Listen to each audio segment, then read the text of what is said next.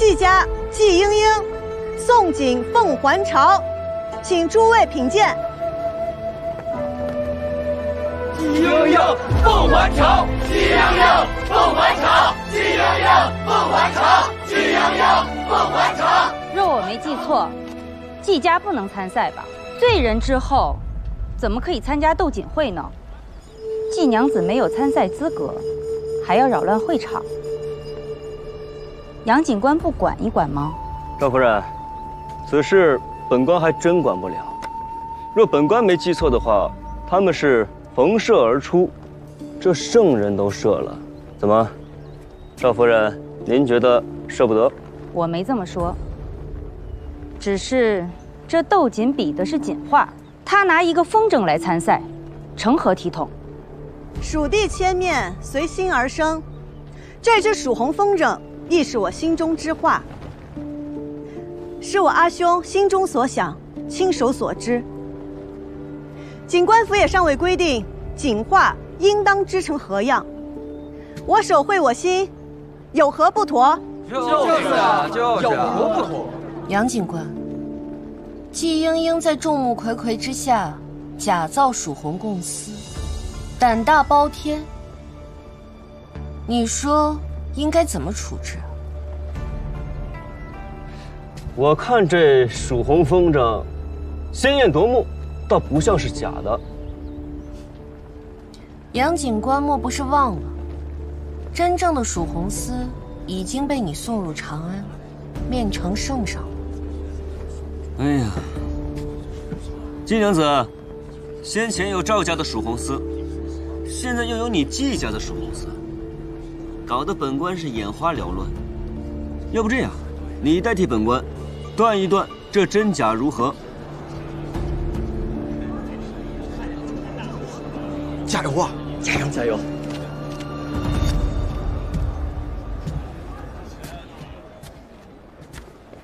月影，你我共同的钱，我织出来了。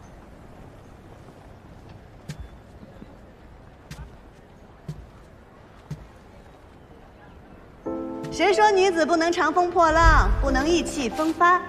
扶摇直上9万里，这不正是我心中的你吗？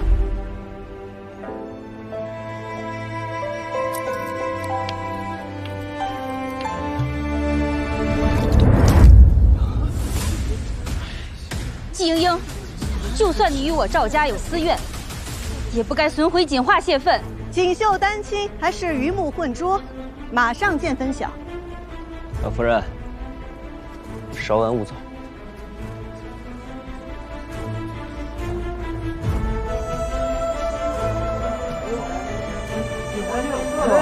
掉色了！掉色了！褪色了！这是假的！这个才是假的！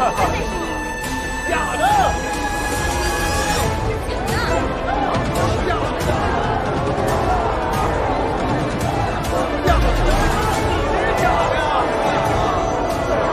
本官方才明明记得，是一幅鹏程万里，现如今怎么变成了人间堕落啊？堕落！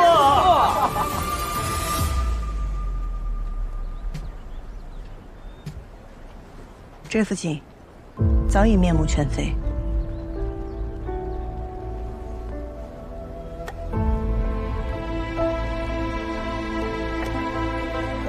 因为这幅锦是赵红丝所织就，赵红丝并非蜀红丝。之前那日是有人在那红丝上涂了一层油，才使其遇碱水而不完全褪色。方才我泼的是皂角水，油遇皂角而溶，赝品自然露出真面目。季莺莺，蜀红丝，季莺莺，蜀红丝，季莺莺，蜀红丝，季莺莺，蜀红丝，季莺莺，蜀红丝。当日便是众位一道，在牛将军面前亲口承认，赵家染的就是真正的蜀红丝。怎么？今日诸位是想反悔吗？不是。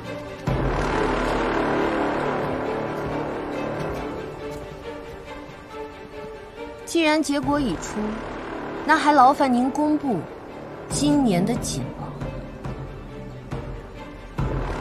今年，斗锦赛的锦王是赵家赵修远。季娘子听不清，劳烦您大点声。今年斗锦赛的锦王是赵修远。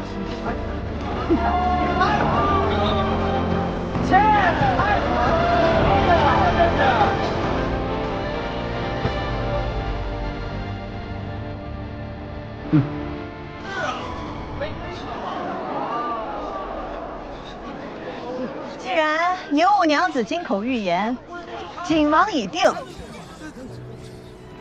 我走便是。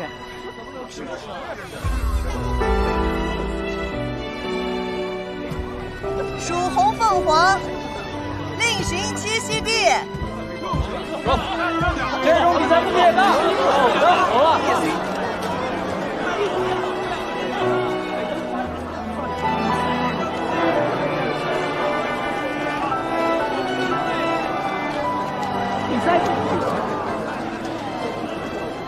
阿兄，从今日起，无人不知我们季家蜀红重现。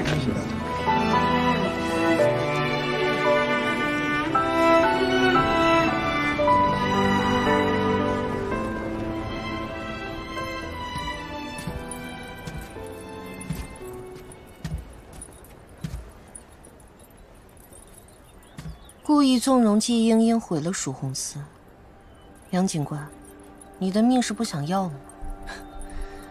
赵二少夫人说笑了，这真蜀红一出啊，假蜀红自然原形毕露。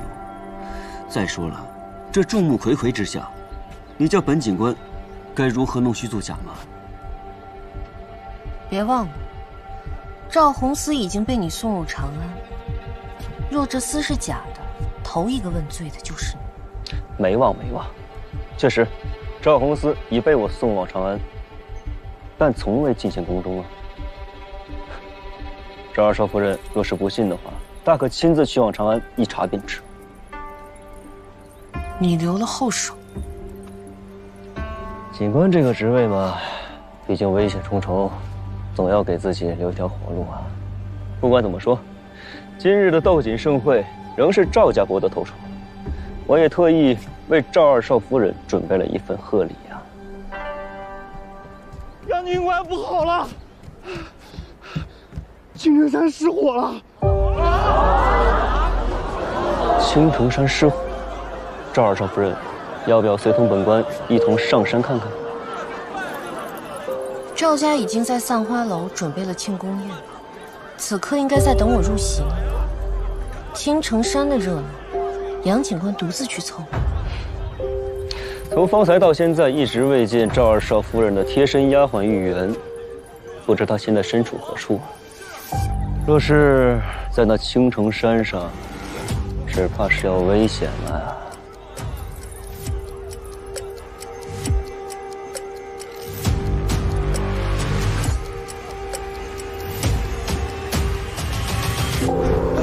快救火！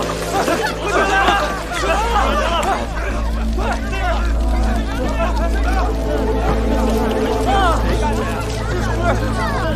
这条，这边怎么有个山洞啊？慢点儿，你兔崽子！不能慢啊，阿姨，杨老三说了，上面有大功一件，不能让人抢了先了。杨三郎，啊，阿姨你也快点吧，阿姨，阿姨给我倒2步。哎呦，我都比马来好，你想累着点。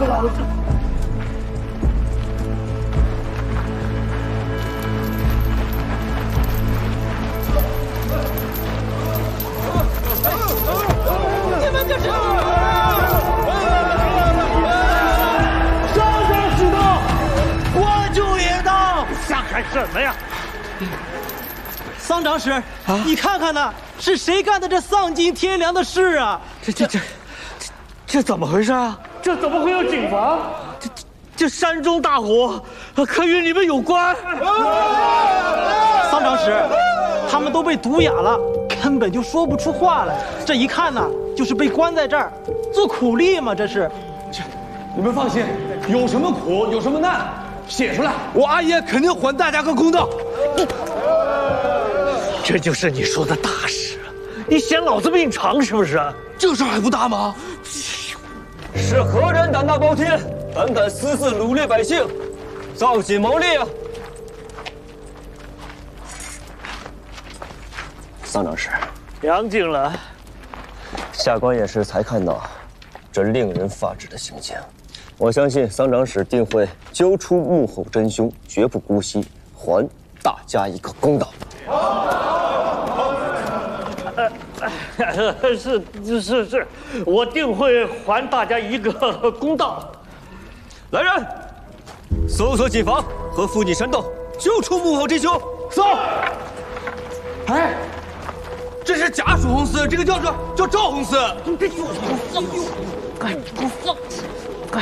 这是玉皇丝，这是要造反的，阿爷，造反的！给我闭嘴！这是。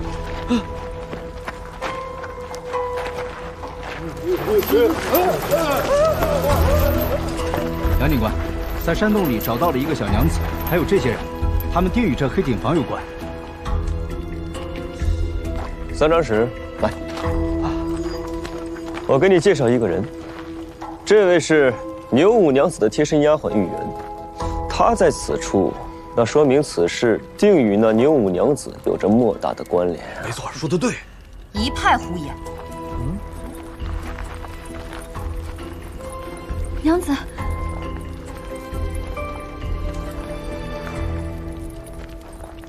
你怎么会在这儿？我不是让你去山上祈福吗？娘子，一群山贼突然出现，将我绑在这里，奴婢也不知发生了何事。娘子，我们快回去吧，奴婢害怕。看来这山中井房确实是山匪所为。有劳杨警官帮我找到我的丫鬟。玉渊，我们走。等等，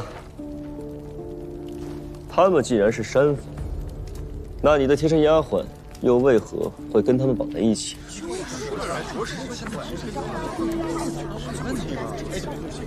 杨警官应该问他们，何必来问我呀？只怕他们忠心耿耿，又或是有亲人的性命被攥在了别人的手里，说不出实话来吧？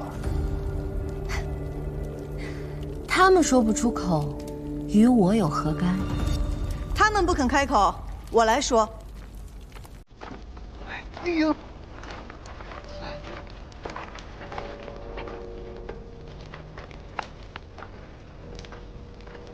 阿姨，民女金英状告赵家二少夫人，染指贾蜀红私建井房，祸乱井业，夺我季家名誉。胆敢诬陷命官家眷，该当何罪？有你说话的份吗？起来吧。谢长史。金娘子，你可有证据？今日斗井会上，众人亲眼所见，贾蜀红欲捡水而落色，蜀红丝乃是宫中点名索要。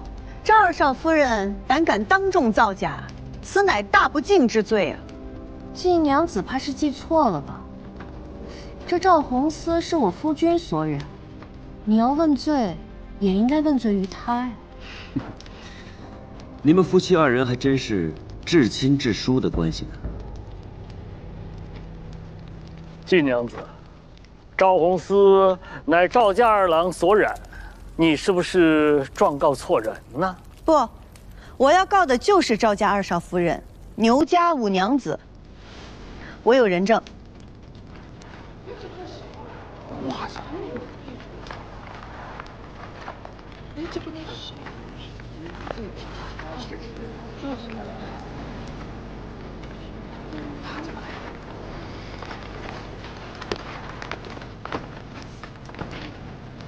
曹明花家染坊赘婿，花想拜见桑长史。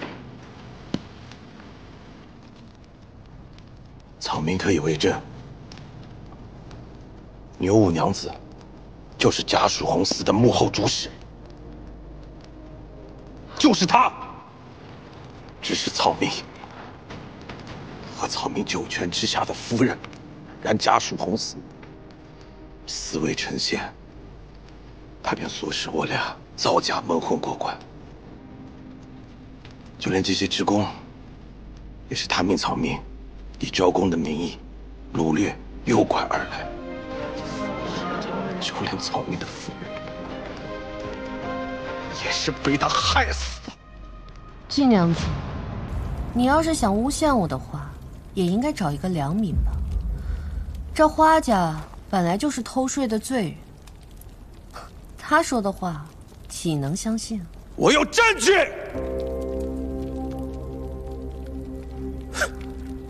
你以为你把所有的账目都收缴了，就万事平安了？我娘子早就料到，他是一个反复无常、心狠手辣的人。所有的账目都做了2份。花香容，我和夫人相伴20载，情比金坚。我知道我是死路一条，我怕死，可我更怕我九泉之下的夫人死不瞑目。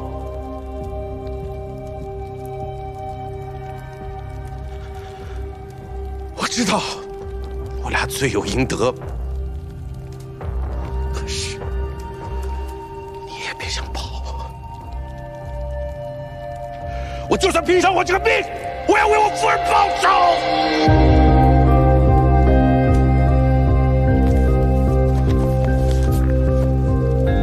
曹没有忌惮，账目为证，请张氏过目。哎呀，阿爷，你看，你快看啊！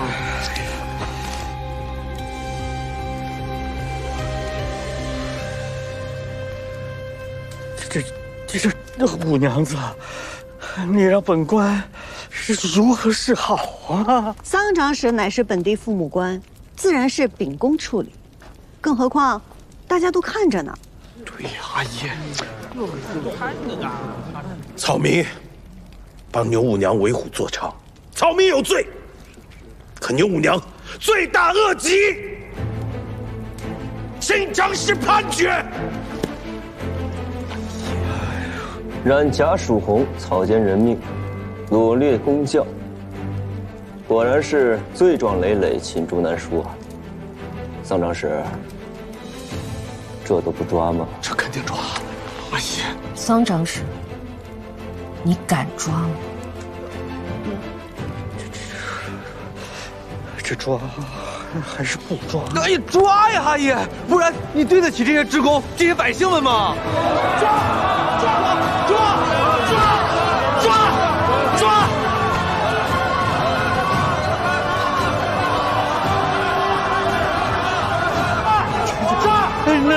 那便抓吧！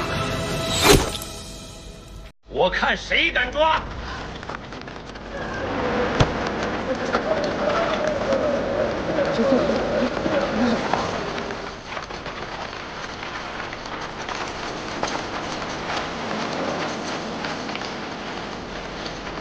阿爷，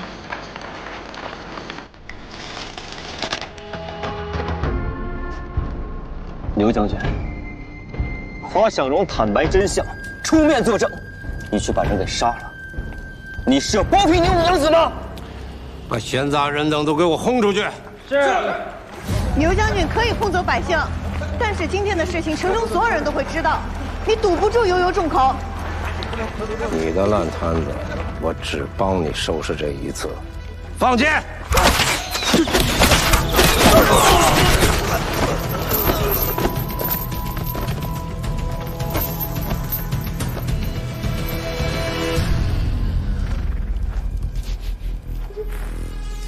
刘潜，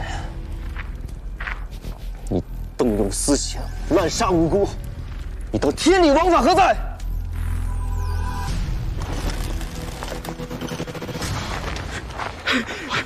尤将军，这可不能开玩笑啊！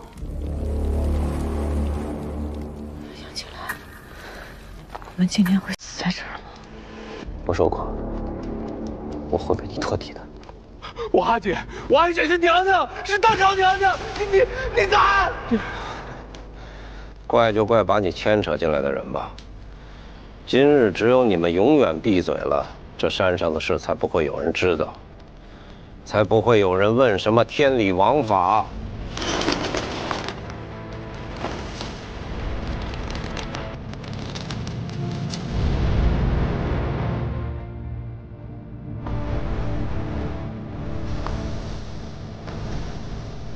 这是道。来了，刘将军，还不可放过！不可，刘将军少一趟，刘将军少一趟。节度使令，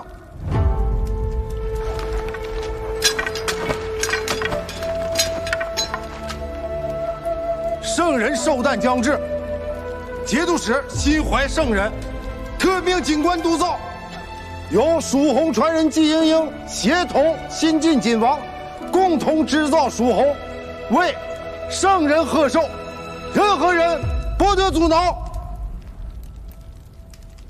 下官接令。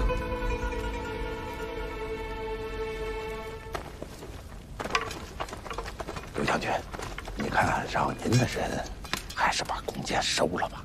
山中失火，杨警官与桑长史心系百姓，上山救火，不幸双双殒命。其后，张刺史奋不顾身，将山火扑灭，不负百姓。只是，这节度使令该听到的，终究还是没有听到。这么说不好吗？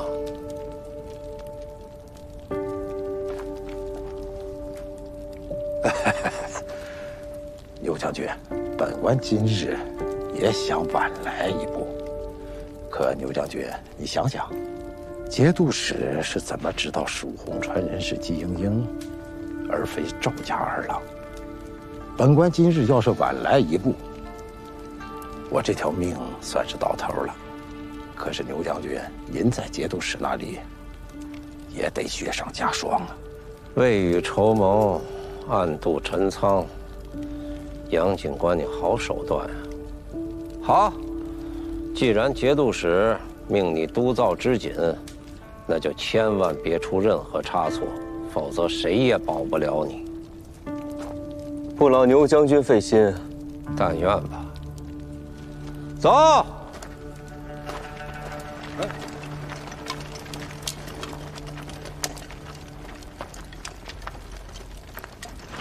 哎呀，吓死我了！我以为咱们死定了呢。你个兔崽子！你再敢跟不要命的人玩，我打断你的腿！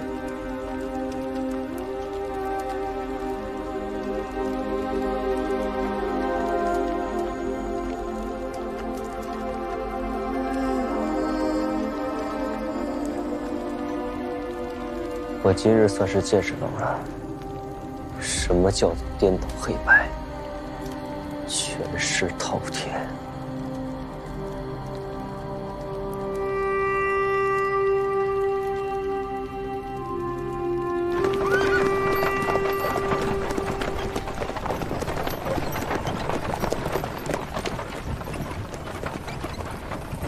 节度使会放任牛景这般私下敛财、草菅人命吗？牛景瞒着他自作主张，他定会敲打。不过牛景毕竟是他的兵，只要不是造反，他都会睁一只眼闭一只眼的。那长安呢？长安会管吗？有人想管啊，可不是那么容易管的。朝中与藩镇牵一发而动全身啊！放心，如今有节度使令，牛景便不再敢明目张胆地抓你。就是他敢，我也不会让他得逞的。那你呢？他们会在暗中对你下手吗？下不下手是他的本事，能不能活下去，那是我的本事。杨金兰，你怕吗？你怕吗？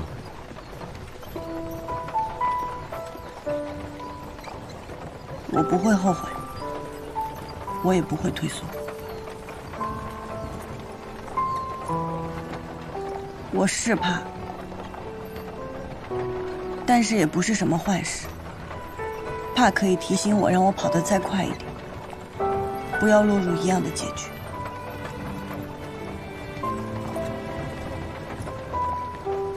我也怕，怕对不起死去的人，怕护不住活着的人。但如果一直怕，反而跑不快呢？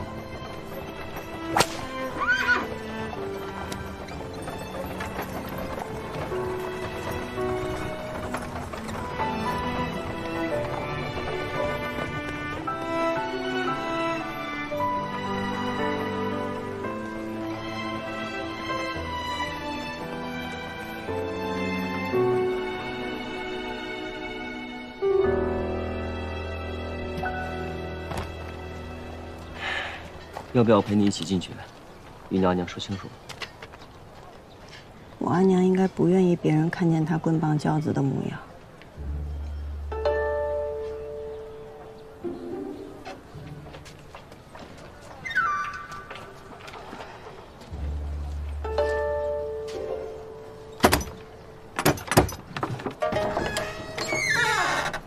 娘子，戒指还是珠棍？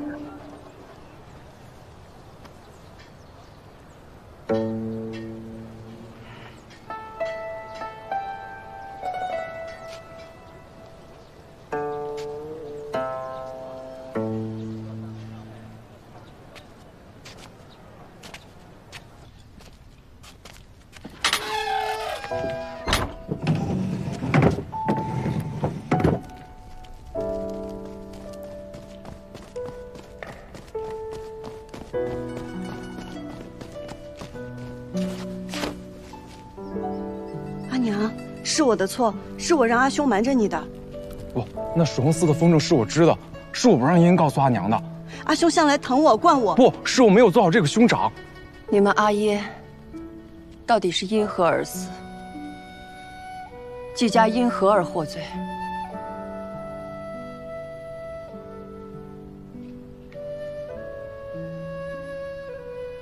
是因为蜀红寺。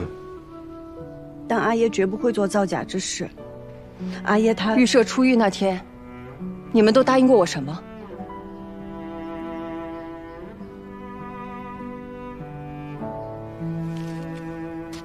季莹莹，你说。绝不再提阿耶之事，平安度日。可是阿娘，今日便是我们不反抗，便可以安然无恙吗？莹莹，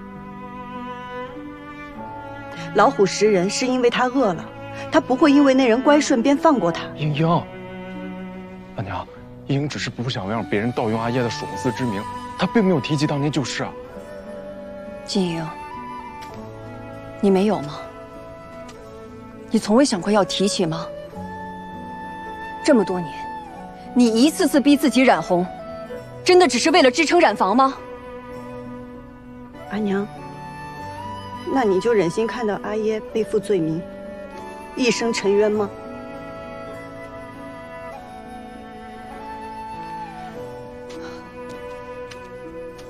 季家谨防规矩第1条是什么？你给我背出来，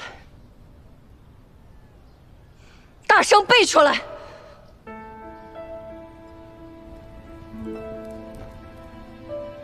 季家谨防，井为首，人在井之上。何意？季家谨防，万事以知井为先，是非恩怨名利皆在其后，唯有人命在井之上。若有灾异，先救人，再救井。人之生死，重于谨防得失。好，很好。何为人之生死，重于谨防得失？你告诉你阿爷，何为人之生死，重于一切？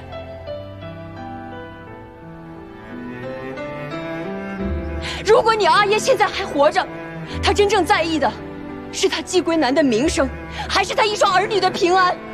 阿爷对我们的爱护重于一切，他定会懂我，他一定能让我做想做的事情。看来他真的是把你惯坏了，把你惯得像今天这样，死不悔改，拒不认错。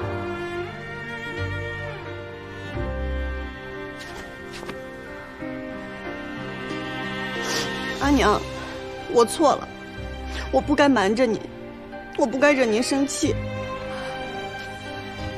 可是，人能忍一时韬光养晦，绝不能忍一世丧尽志气。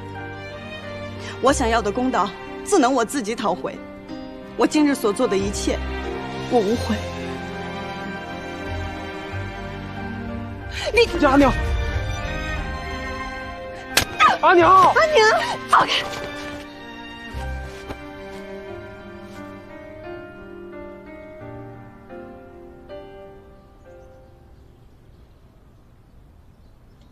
季悠悠，你很好，是我这个当阿娘的没有教导好你。我看该反省的人，不是你，是我。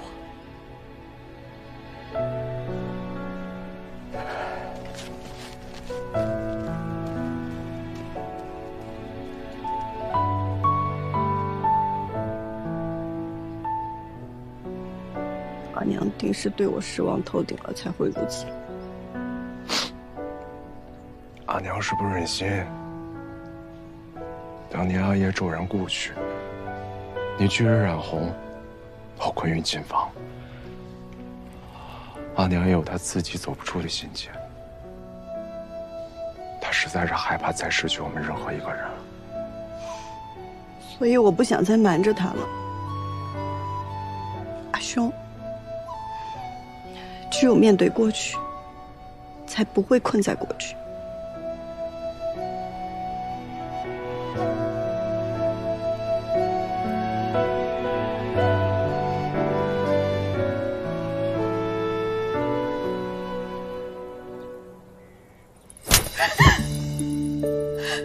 我平日怜惜你命苦，你爱贪钱小财，我都是睁一只眼闭一只眼。不曾想你愈发的胆大妄为，竟敢私造禁房，还是平日太骄纵你了。将军，大可不必如此，怎么说也是女孩家，何必雪上加霜呢？还不谢谢张刺史？谢谢刺史大人，此事皆因五娘愚昧贪婪，实属与阿爷无关，还请刺史大人明察，切莫污了阿爷清白，也莫辱没了节帅。此事与节度使有什么关系？我是阿爷的女儿，在世人眼里，我做了便等同于阿爷做了。阿爷是节度使的麾下众将，阿爷做了，岂不等同于节度使做了？世人哪管真相，只会恶意揣测。若因五娘一人牵连了阿爷和节度使，实在百死难免。我知道将军为什么偏爱五娘子了。平日就喜欢自作聪明，这不过是他想让你帮他息事宁人的借口罢了。不过，他这话说的也有些道理。若说我对此事毫不知情，莫说旁人，便是刺史你，信吗？我也深知，张刺史与此事绝无干系，但是节度使，信吗？他会不会认为是你我同流合污？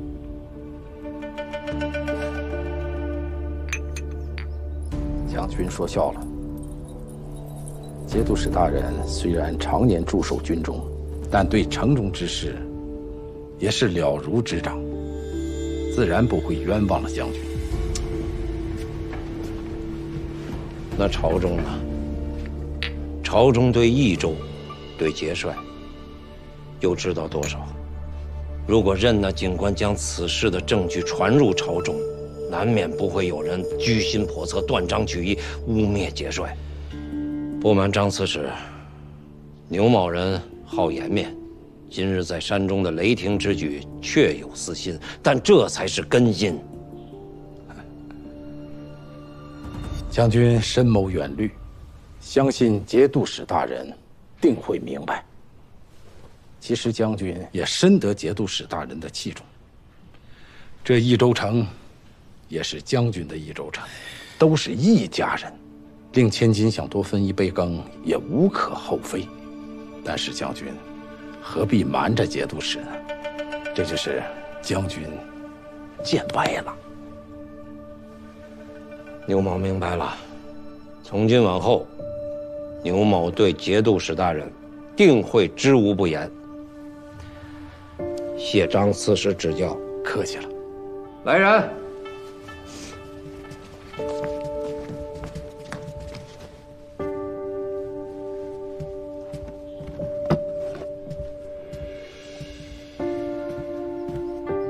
将军太客气了，下官愧不敢当。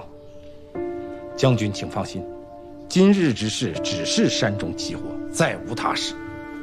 下官告辞。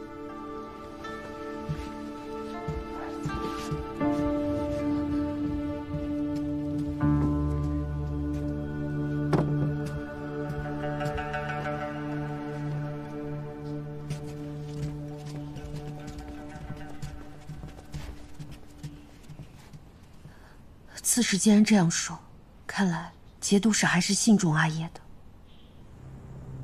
此次是我轻敌，还请阿爷再给我一次机会，我一定捉住杨静兰的把柄。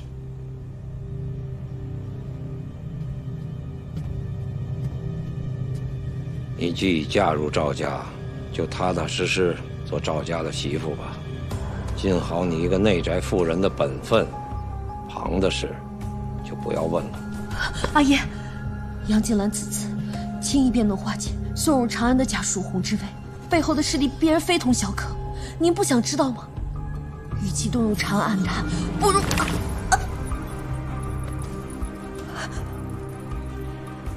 如果我的女儿羞愧难当，畏罪自杀，你说节度使会不会更加信任、悲悯我几分？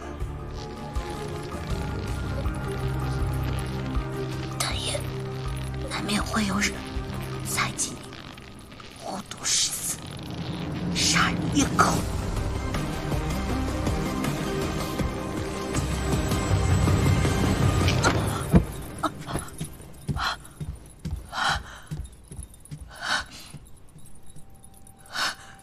娘子，娘子，你没事吧？他刚刚是真的想杀了我。娘子，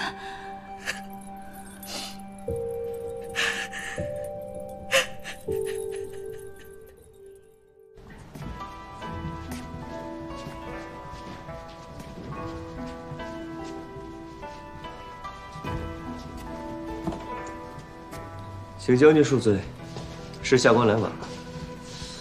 这样，下官先自罚一杯。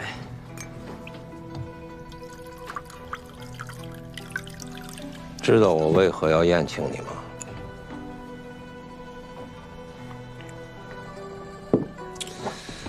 今日在山中，将军险些要了杨某的性命，晚上又主动相邀杨某至此，难不成是在山上杀得不尽兴？这是一场鸿门宴。知道是鸿门宴还敢来，杨警官你好胆识啊！那你知道我为何要在此处宴请你吗？将军身份贵重，见多识广，这么看来，将军并非是邀我前来品尝美酒佳肴的。此间酒楼风景独好。杨警官果然聪明，你们都下去吧。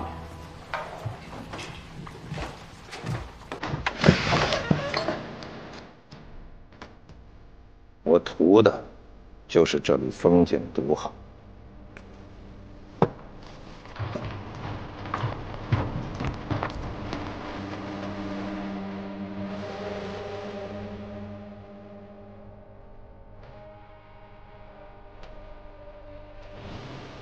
我常年在军中打仗打惯了，一向都是先兵后礼，不把敌人逼入绝境，怎么好谈条件？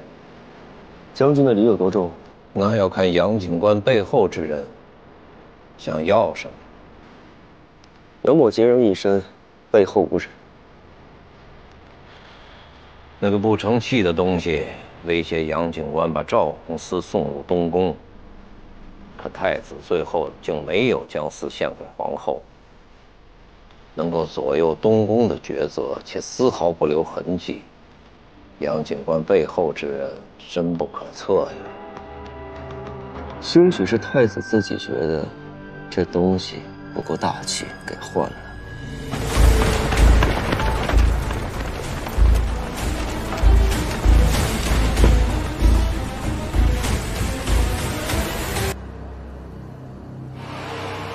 嘿，你这就叫不见棺材不落泪了。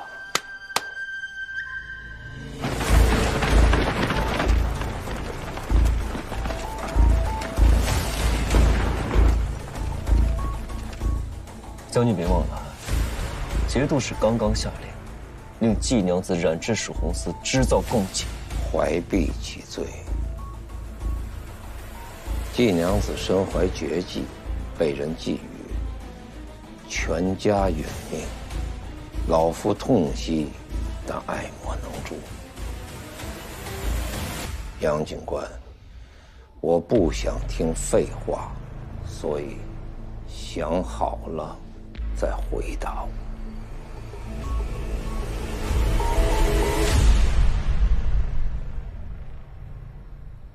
杨某来到益州，不是冲着将军而来，只为肃清锦宴。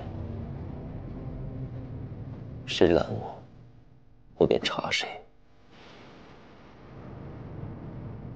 我身后是所有尚存良知的朝廷命官。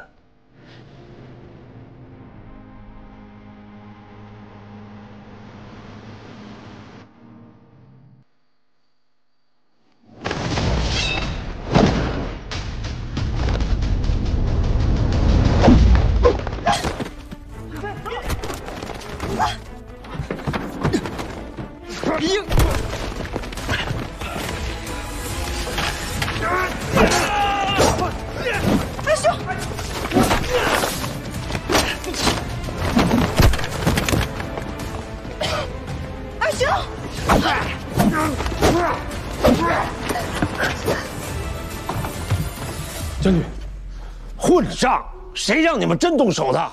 还嫌节度使对我关注不够吗？不是我们的人。什么？是我。高大侠。是杨三郎让我来的，请季娘子配合我演一出戏。你只管做戏，我定会配合。丧章使的人到了，我得走了。哎，等一下。既然是做戏，就做得真一点。别想伤害我阿妹！阿兄，里面的人听着，丧章使在此。英英，英英，这是怎么了？这是怎么受伤了？呀，娘子，这！哎呀，金贵，快去请大夫来！快啊！不用，快说吧，娘，我没事儿。都已经流血了，你还说你没事儿？你就是刺破了一些，你找个可靠的医师，保守的严重些就行。快把门打开！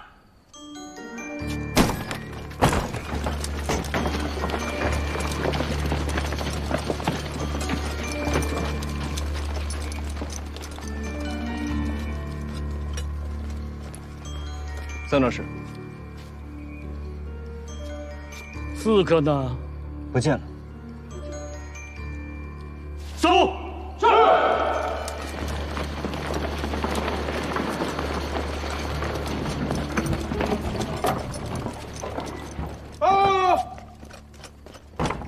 仓长使搜到一块令牌。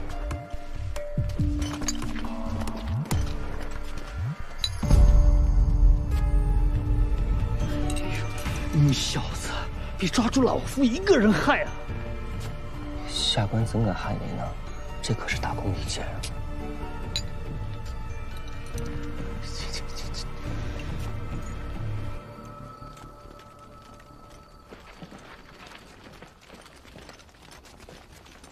牛将军、张刺史，有劳二位，是下官失职。杨警官也在，真巧啊！倒不是巧，只是这季家不同于别家，这季娘子担负着无人可替的供给之责，我身为警官，自当多加在意啊。这不过是寻常私户被人劫掠，犯得上惊动张刺史吗？本来是不必惊动刺史，更不必惊动将军您的。只不过桑长史搜查时，发现贼人落了一样东西，要不，将军您看看。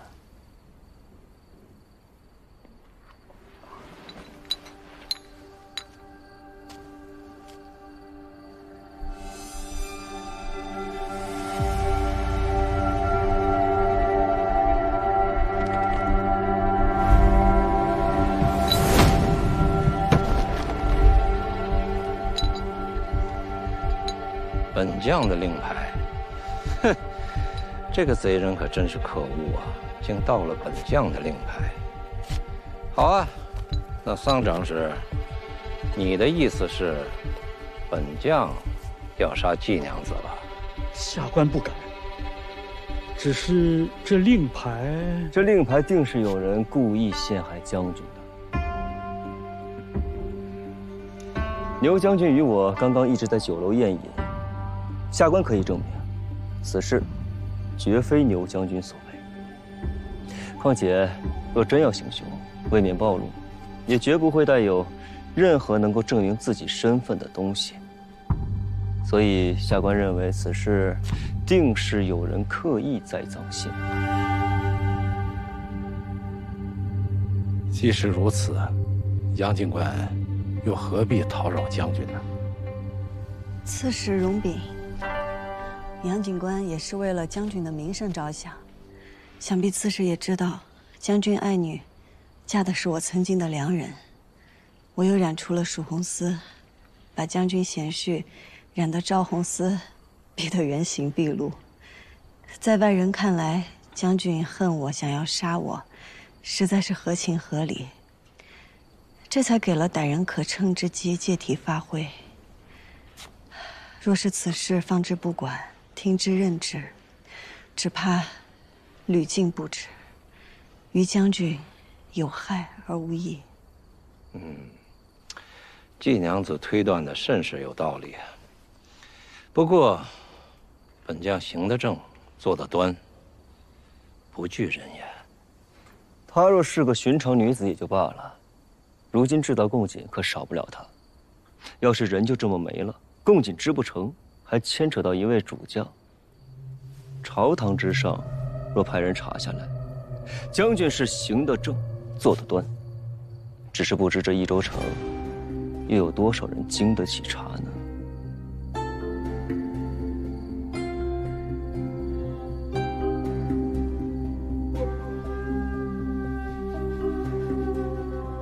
不知杨警官有何高见呢？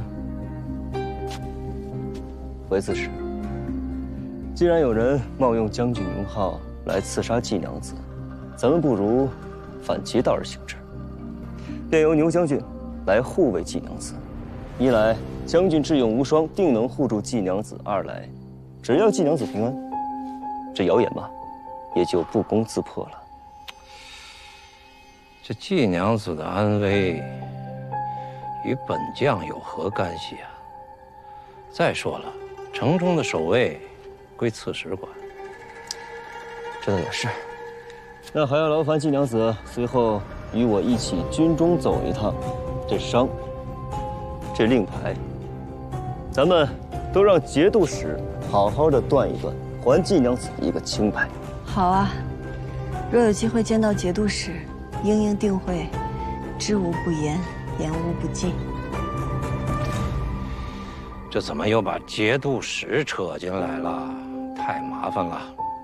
好，既然杨警官、季娘子信得过本将，虽说本将的职责是戍守边城，我虽不能派兵保护季娘子，但也绝不会让季娘子受到歹人的欺凌，如何呀？还不快来谢过牛将军啊！多谢牛将军。不必了，小事。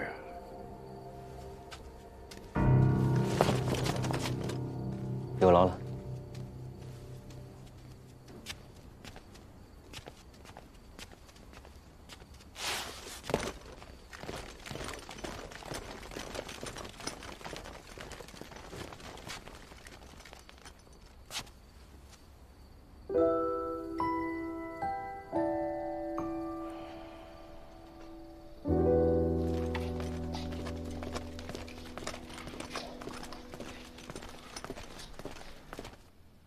娘子，你还好吗？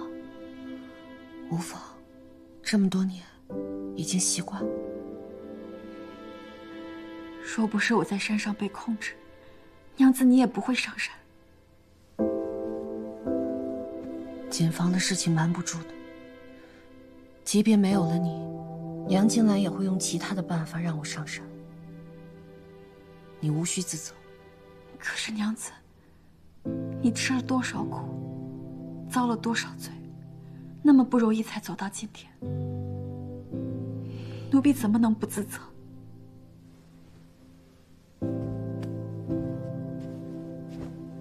可若是没有你，又是谁帮我撑到今天？娘子救下奴婢的那天，奴婢就答应娘子，奴婢不是牛府的奴婢，是牛五娘子一个人的奴婢。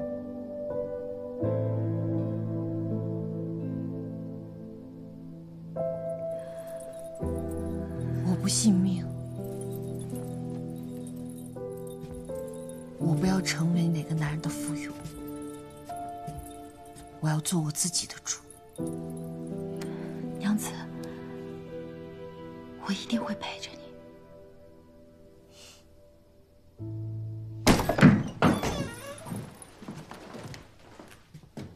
你来做什么？你答应过我，只要我不靠近他，你就能护他无虞。可是他今天差点死在山里。他死了吗？他不仅没死，还拿到了节度使谕令这张免死金牌。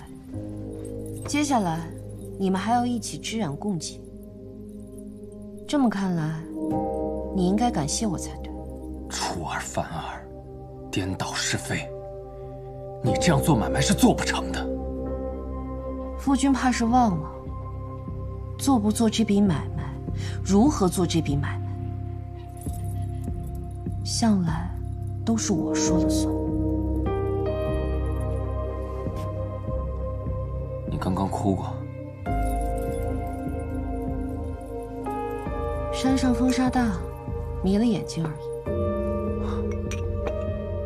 是风沙迷眼，还是满盘皆输啊？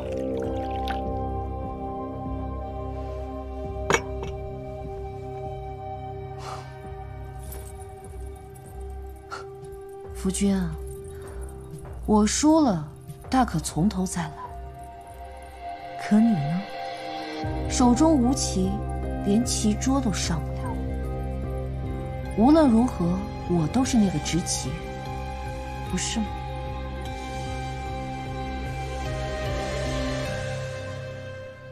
杨警官找借口拦着阿兄和阿娘，可是有什么要跟我说？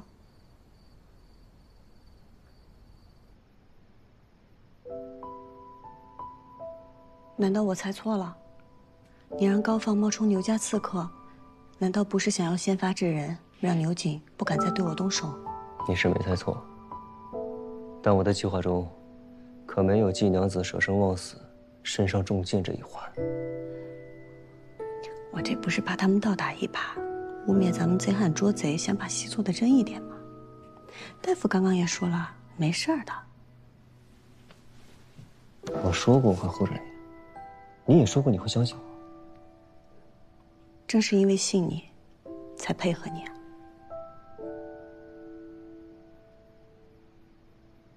郭奎，回去，怎么又跑出来了？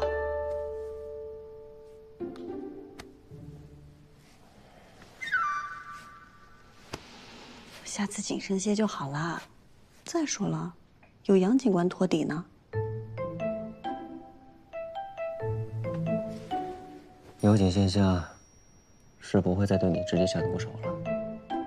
只怕共景制胜之日，便是唯一出现之时。我不怕，杨警官会保护我的。你这话说的，你们家郭奎听了都不信。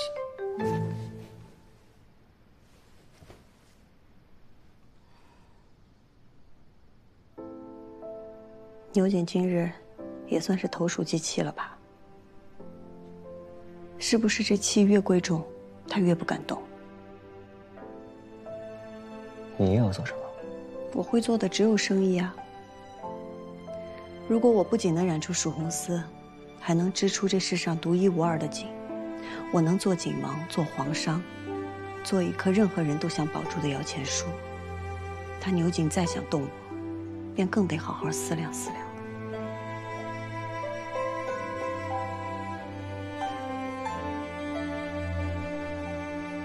等我一下。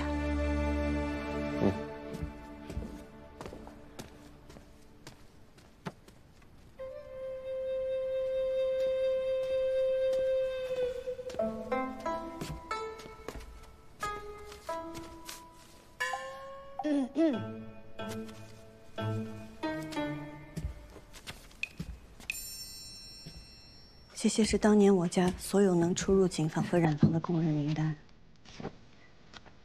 以及押送贡锦同警官府交界时所去的工人名单。除此之外，还有当年的警官刘崇山以及他手下的侍卫。杀死我阿爷的督运官，还有那些交界的官兵，他们的名字我并不知晓。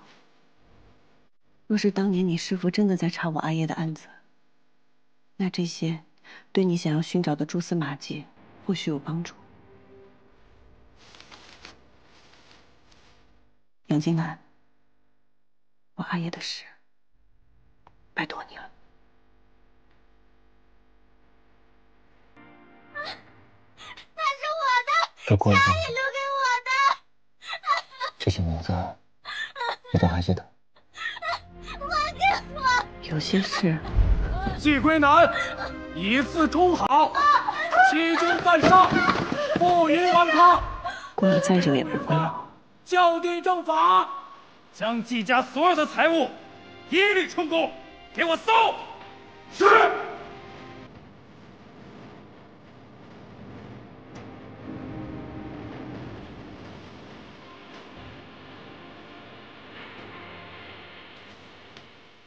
夫人，赵修元在门外求见，说是要与娘子商议贡锦织造之事。回去。坐下。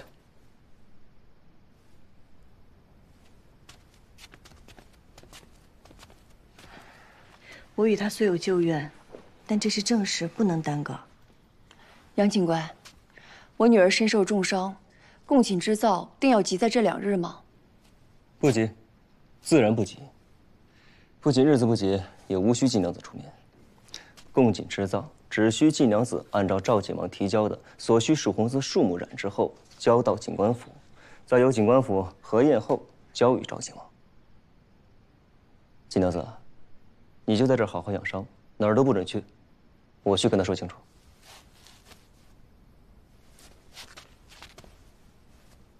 杨警官，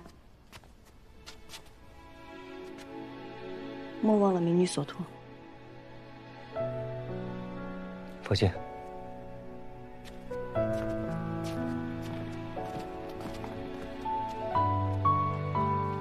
阿娘，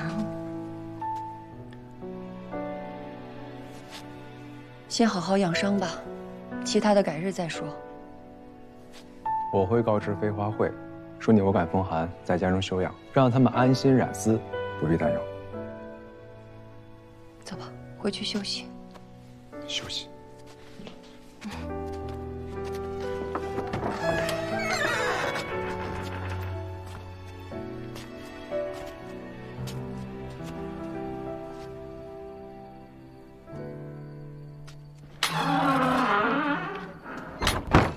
你明明可以用别的方式保他，为何要伤他？别的方式，像赵二郎君一样，卖身投地委曲求全吗？我做不来，他也不想要。我与他青梅竹马，我亲眼见他未雨绸缪，隐忍蛰伏，他定能理解我的选择。人在屋檐下，有些事确实要忍，但有些事却忍不得，忍了就不是经营了。赵二郎君如果还是念及旧日的情分，既做不了他的良人，那至少也要做个好人。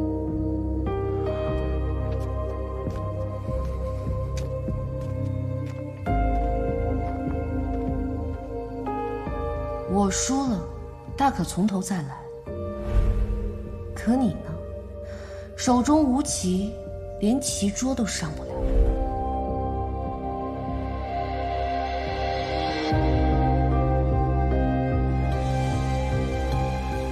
二郎确实糊涂，若是不用贾曙红，我赵家是赢得堂堂正正了。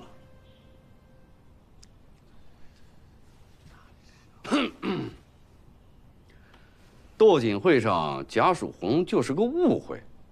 怎么，贤侄另有见解？要不要随我一同去找一下牛将军？说道说道。好，便是不提曙红寺，还有山上那事儿，别人不敢指摘牛家，便是说我们赵家干的这缺德事儿。牛家五娘子这煞气，加上我这糊涂的二弟，这往后不知道要给赵家带来多少麻烦啊！想当初老太爷呀，一门心思想攀牛将军这门亲家，如今这亲家是攀上了，怎会想到那牛五娘子并非良配呢？想来老太爷这心里也不好受。你们是怪我治家不力吗？孙儿不敢，儿媳不敢。二郎呢？二郎昨日去都督府拜会了。是啊，牛五娘子毕竟还是牛府都督的女儿呀，咱家礼不能废。我赵家既得了锦王，那接下来就要联合众锦户，协力完成贡锦。以后这些事就不劳祖父操心了。二郎回来了，牛将军怎么说？牛将军说，祖父年迈，锦王家的事，以后就交给我来料理。什么？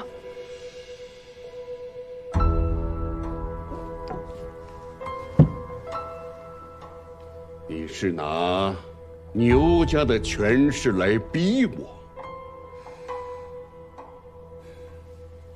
牛将军让二郎当家主，想必也是体贴老太爷年事已高，该享清福了。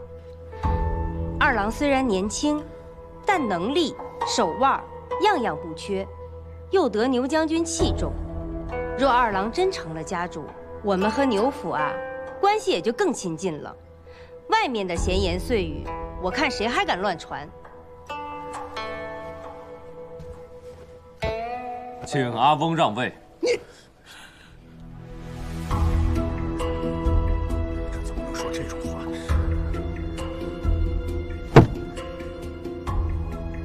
当年我祖父持家50载，我阿爷在他身边学了30载才掌家。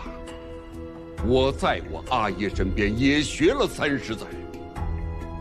二郎，你天赋异禀，你便在爷爷身边再学10年，就让你独立掌家。所以，祖父不让。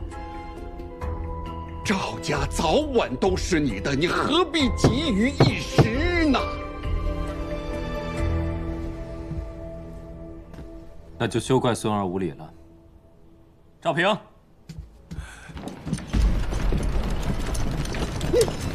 赵书远，你这是要造老太爷的反吗？二郎，你这是干什么呀？岳丈大人说了，怕我继位不顺，所以借了一些人手撑场面。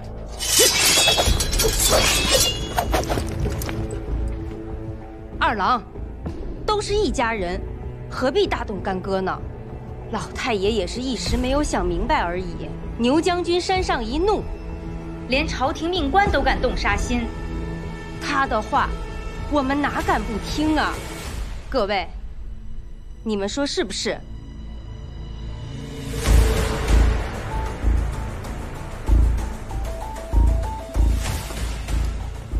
阿爷，退位是小，但是惹恼牛将军，那事儿可就大了。您还是退吧。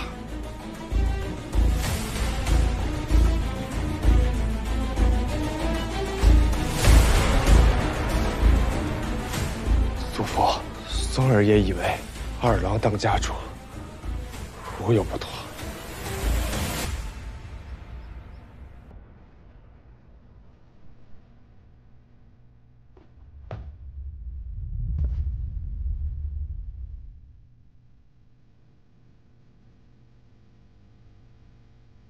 赵家次孙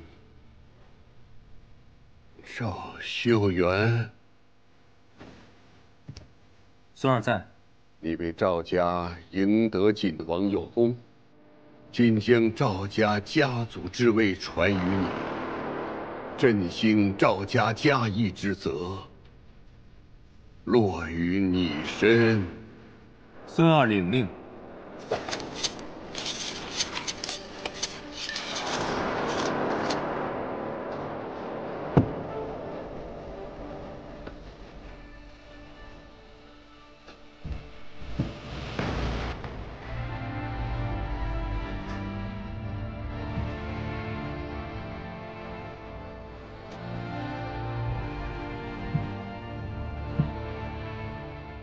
阿兄留步。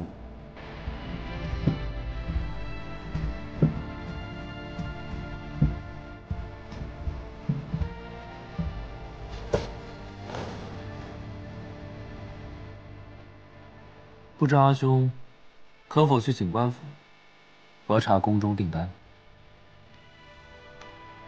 是，家主。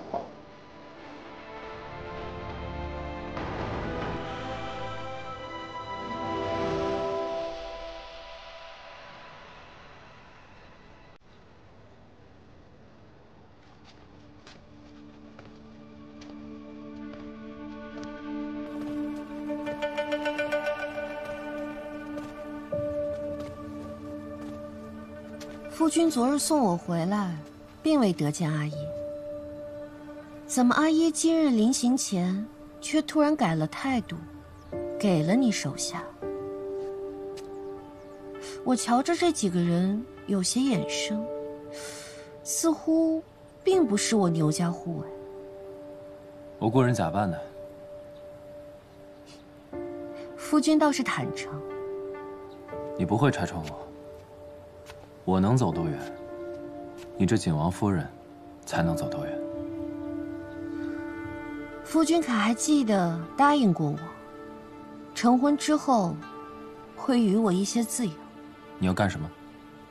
当然是替夫君把整个蜀锦业握在手中。我执锦多年，比夫人更懂这益州锦业。但是我却更了解人心，也更了解我阿耶。他不会介意你冒用他的名声，但是你要让他看到你的价值。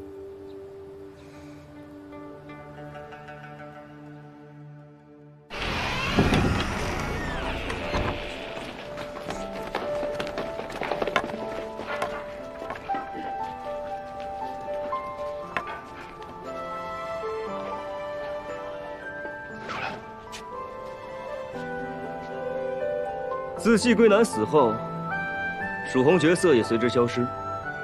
多年未曾同县。本官奉朝廷之命，入益州寻访，如今终于有了结果。蜀红一出，千红哭耳。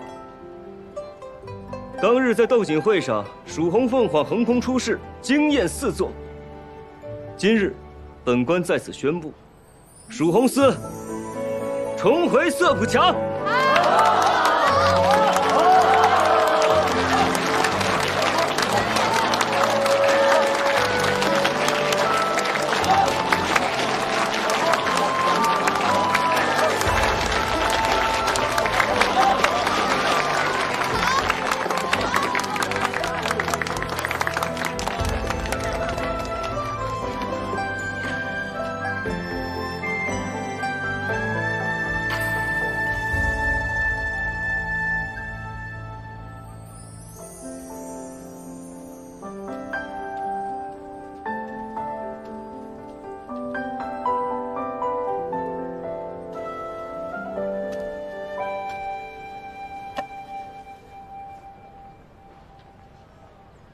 这蜀红是你重现的，自然要写你的名字。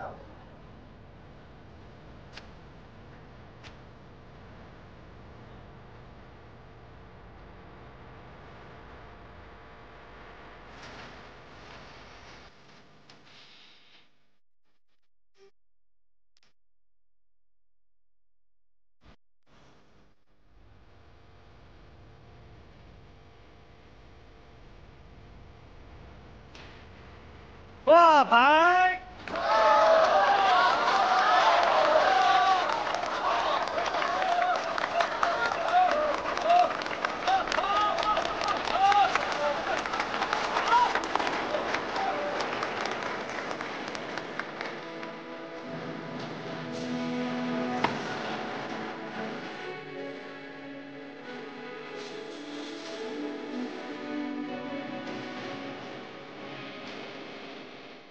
以后我也要染出新色，也要当锦王，这样我的名字就可以出现在阿姨旁边了。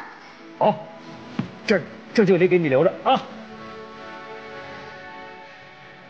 太棒了，我会染水红色，阿姨。太棒了，我会染水红色。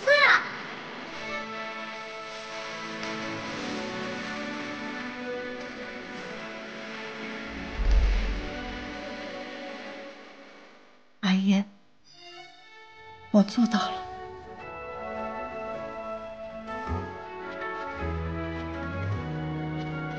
金娘子，杨警官，请你进去核对一下制造贡品所需的蜀红丝数，请。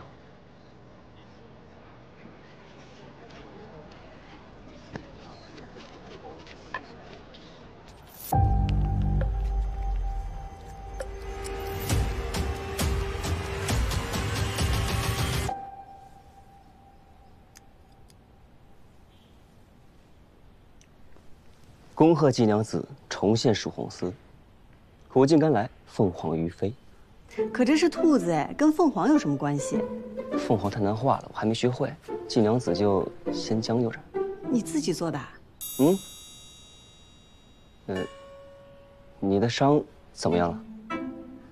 我若是不好，我阿娘怎会放我出来？你特意把我喊进来，不只是为了问我这个吧？如果我说是呢？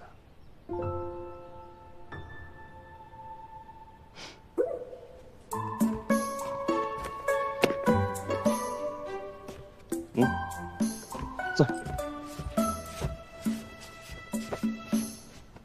物归原主，我师傅找到的。在哪儿找到的？我不知道，还在查。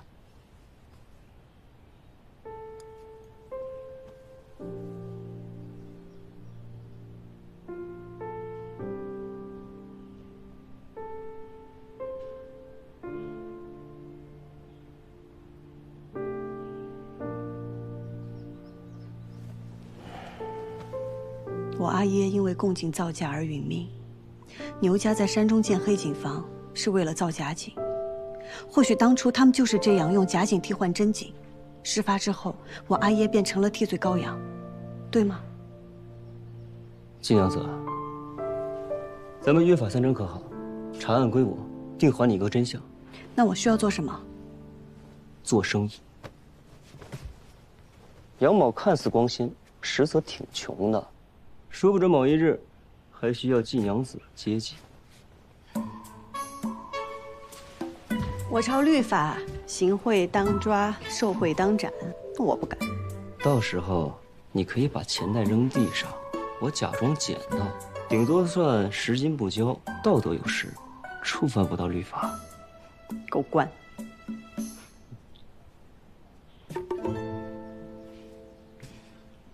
还望杨警官早日替我阿耶沉冤昭雪。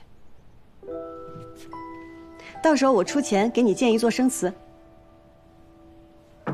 杨警官，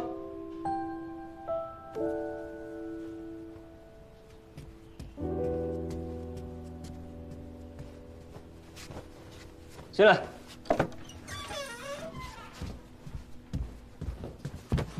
禀杨警官，杨家大老爷杨巨贤求见。不见。杨老爷说，若您不肯相见，出去。哎，是。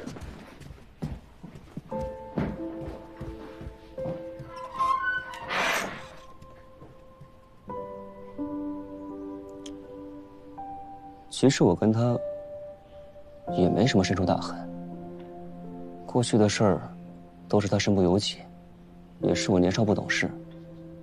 可过去了就是过去了，没必要和好，更没必要道歉。我不习惯，更不需要突然出现这么一个阿姨。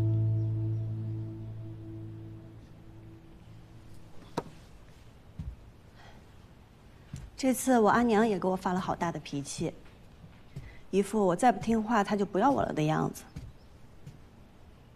但我先是我自己，才是我阿娘的女儿。我可以照顾她，孝顺她，哪怕以命抵命。但是我却不能按照她说的那样活。若是那样，我便会面目全非，我便会不知此生我为何而来。我阿娘也会愧疚一辈子。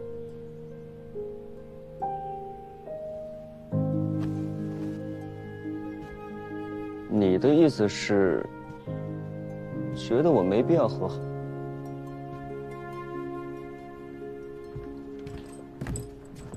那就是与他和好。你到底要我怎么选啊？选你的心之所向，不管你怎么选，我都会站在你这边的。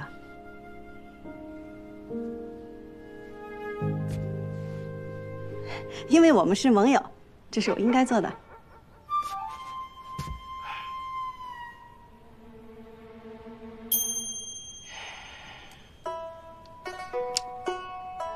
来，吃点甜的。季娘子这安慰人的法子，真是够差的。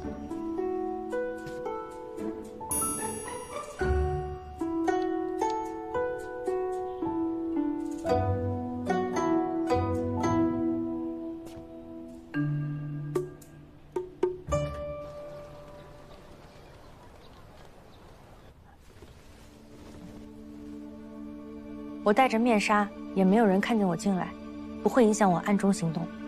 师兄，你别生气。益州各警户的基本情况我已经查清楚了，其中有3家值得关注：杨兆宇，杨家年年得景王，又在长安有人脉和名气。但是赵家的2郎如今成为了牛景的女婿，在斗景会上力拔头筹。余家长子又英年早逝。余家现在后继无人，已经没落。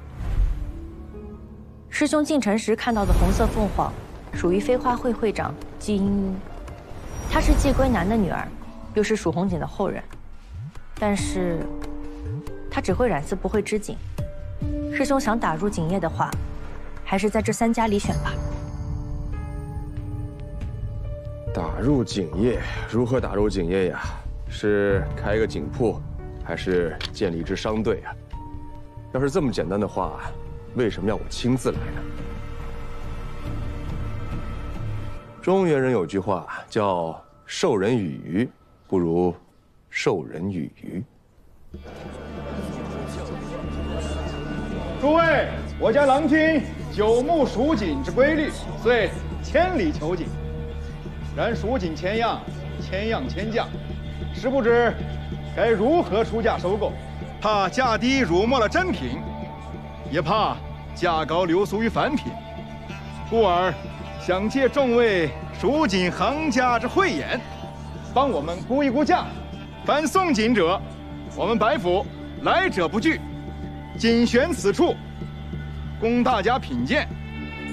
若有真品，千金愿求。大家将心目中悬于此处这蜀锦的价值写下，价值平均，便是此锦的最终价值。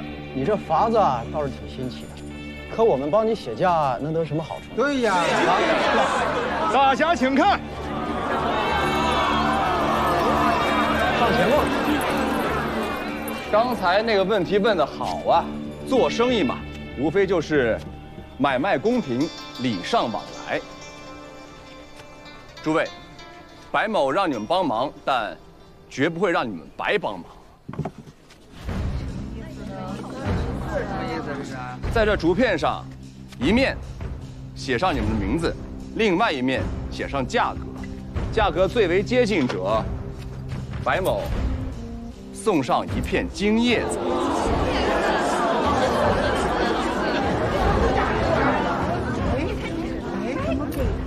怎么给他呢？这还没开始评呢。你是第一个搭理我仆从的，我们远道而来，你诚挚热情，以礼相待。这片金叶子是你应得的。